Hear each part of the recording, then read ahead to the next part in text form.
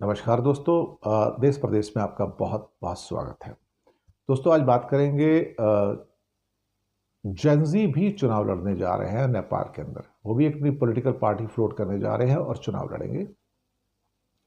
America का no king protest जो हुआ है और दुनिया के कई और देशों में भी हुआ है ये, जिसमें स्पेन के अंदर मैड्रिड और बार्सिलोना में और लंदन के अंदर भी अमेरिकन एम्बेसी के सामने प्रदर्शन किए गए हैं और काफ़ी कामयाब रहा है ये। और इसके अलावा चाइना ईस्टर्न एयरलाइंस जो है वो भारत के लिए नई फ़्लाइट्स स्टार्ट करने जा रहा है शंघाई से। तो सबसे पहले चलिए इसी की बात कर लेते हैं कि चीन और भारत के संबंधों में एक बार फिर से थोड़ी सी बुआंसी आ रही है। इंडिगो ने पहले ही फ़्लाइट ग्वांगझो के लिए स्टार्ट कर दी थी और अब 5 साल बाद शंघाई से दिल्ली के बीच direct flight China Eastern Airlines जो है वो स्टार्ट होगी। हफ्ते में 3 दिन चलेगी और अच्छी बात है कि एक बार फिर से भारत और चीन के बीच में जो संबंधों में थोड़ी नरमी आई है और ख़ास तौर से हफ्ते में 3 दिन चाइना ईस्टर्न एयरलाइंस की फ़्लाइट शुरू हो रही है शंघाई से दिल्ली के लिए। इसका एग्रीमेंट पहले किया गया था। भारत की ओर से मोदी जी शी जिनपिंग से मिले थे कि हम दोनों देशों के बीच में दोबारा से जो सस्पेंडेड एयरलाइंस थी या जो बैंड एयरलाइंस सारी थी उसको हम दोबारा से स्टार्ट करें।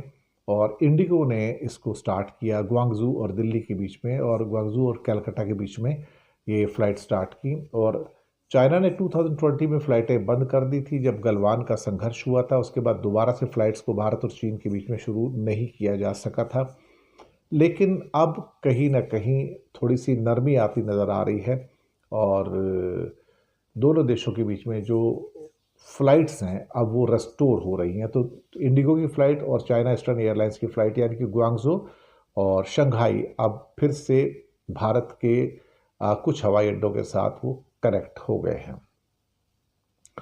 अब आते हैं जेनजी के ऊपर कि नेपाल के अंदर जेनजी जो है वो अपनी पॉलिटिकल पार्टी फ्लोट करने जा रहे हैं। जी हाँ, और ये अपने आप में काफ़ी ही इम्पॉर्टेंट है। और बताया जा रहा है कि वहाँ पर एक शख्स है दुंगाना जो हैं वो उन्होंने निर्णय लिया है कि युवाओं को एकजुट करने के लिए और एक राजनीतिक दल का गठन करना बहुत ज़रूरी हो गया है ताकि बेरोजगारी, भ्रष्टाचार और बाकी जो सारी समाज में फैली हुई बीमारियां हैं उससे निपटा जा सके। और ये लग तो रहा था, हालांकि नेपाल के अंदर सरकार की ओर से कहा गया था कि जो भी नई पार्टियां रजिस्ट्रेशन करना चाहें वो रजिस्ट्रेशन चाहें तो कर सकती हैं। मुझे लगता है कि ये उसी कॉन्टेक्स्ट के सिलसिले में जेनजी ने भी ये निर्णय ये लिया है कि हम भी पार्टिसिपेट करेंगे।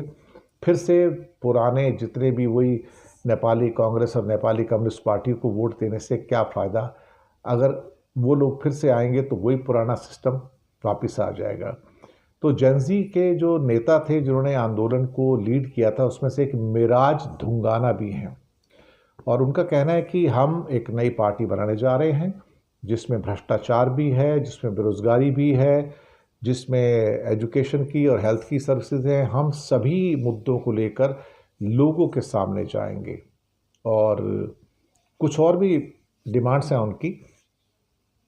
तो शायद ये जो बदलाव आया है इस बदलाव को लेके अब ये जितने भी जनरेशन जी के लोग हैं वो अपनी एक फॉर्मल पार्टी बनाकर राजनीति के अंदर एंटर करना चाहते हैं। चलिए, अच्छी बात है। और अगर वो इसके द्वारा नेपाल के अंदर एक बदलाव ला सकते हैं, नेपाल के विकास के अंदर योगदान दे सकते हैं, नेपाल के अंदर अगर वो कहते हैं कि हम जेनजी युवाओं के बलिदान को हम व्यर्थ नहीं जाने देंगे और अभी उसका पार्टी का नामकरण नहीं हुआ है, वो एक सूटेबल जो नाम है वो उसको रजिस्टर कराना चाहते हैं।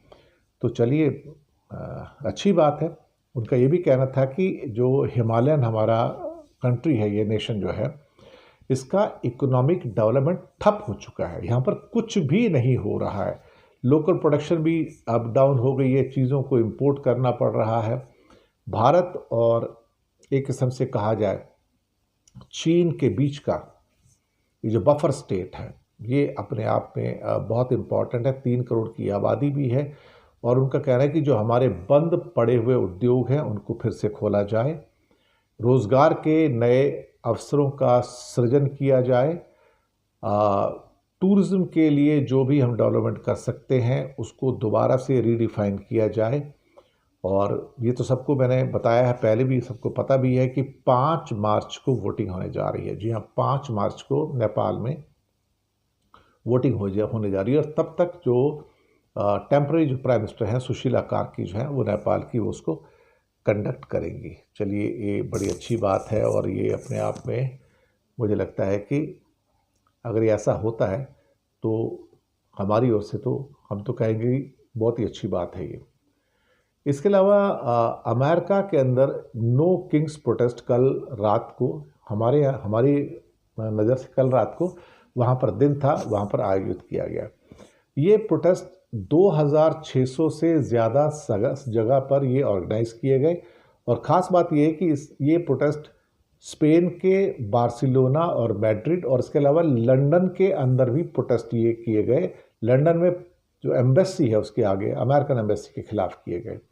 ट्रम्प साहब गुस्से में आए, उनका कहना था कि मैं कोई राजा थोड़ी हूँ, मैं तो डेमोक्रेट हूँ और तो रिपब्लिकन पार्टी का हूँ, एक डेमोक्रेटिक मैं कैंडिडेट हूँ, मुझे राजा क्यों बुला रहे हो।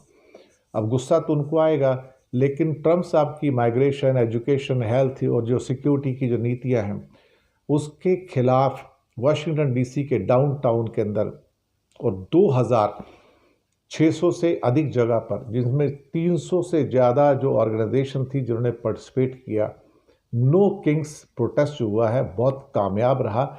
लाखों लोग अमेरिका में और विदेशों में ट्रम्प साहब के खिलाफ सड़कों पर उतरे हैं, लाखों लोग। और राइटर्स की रिपोर्ट कहती है कि वाशिंगटन डीसी के डाउनटाउन में प्रोटेस्टर्स ने तरह तरह की पोशाकें पहनी हुई थी, हाथों में बैनर लिए हुए थे और वो पेनिसिल्वेनिया एवेन्यू पर मार्च करते हुए आगे बढ़े। 300 से अधिक ऑर्गेनाइजेशन ने सपोर्ट किया और जिस ढंग से ट्रम्प साहब ने 10 महीने के अंदर अंदर माइग्रेशन पर सख्ती बढ़ाई है, मुझे लगता है कि उसको देखते हुए और बाकी कई मुद्दे हैं, हेल्थ के, एजुकेशन के, यूनिवर्सिटीज़ की फंडिंग के बारे में वो मुद्दे भी उठाए गए हैं और ये सब जो चीज़ें निकल के आई हैं, खुलकर पूरे अमेरिका में इसका जो विरोध था वो देखा गया है। हालांकि ट्रम्प ने कहा कि मैं राजा नहीं हूँ, लेकिन अल्टीमेटली लोग तो उसको नो किंग्स प्रोटेस्ट ही कह रहे हैं ना, और शायद हो सकता है ये अमेरिका के प्रेसिडेंट को परेशान भी कर रहा हो। इस पूरे प्रोटेस्ट को हिलरी क्लिंटन का भी सपोर्ट मिला है और इसके अलावा सेनेटर बर्नी सैंडर्स और डेमोक्रेटिक सांसद अलेक्जेंड्रिया ओकासिया कार्टेज ने भी इस प्रोटेस्ट को सपोर्ट किया है।